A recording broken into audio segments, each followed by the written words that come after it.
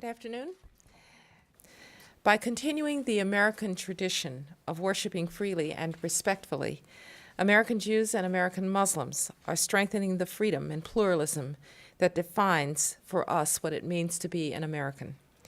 Religious liberty is deeply rooted in our principles and history as a nation, and it is our belief in this universal human right that leads us into the world to support all who long to secure this right in their lives and in their countries.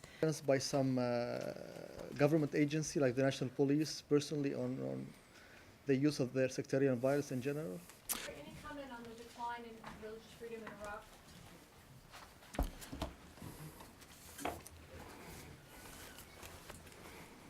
Is there a chance that Egypt could be listed as a country of particular concern?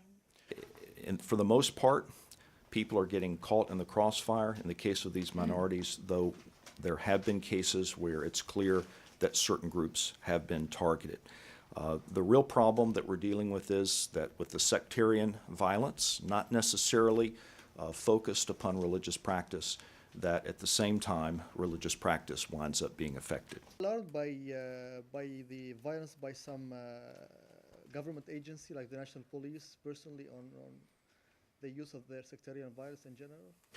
Well, this last year, religious groups, which are required to register with the government, the Ministry of Justice did grant registration to a number of groups, legal registration, but other groups have not been granted that registration. And the Ministry of the Interior is guilty of surveillance and infiltration and harassment of religious, both professionals and laypersons. Freedom in China, so. In China? Yes.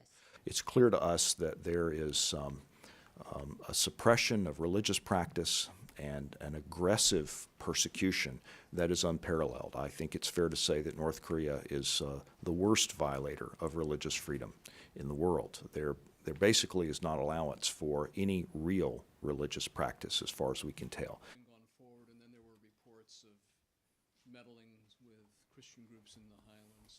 What's happening there? Thank you.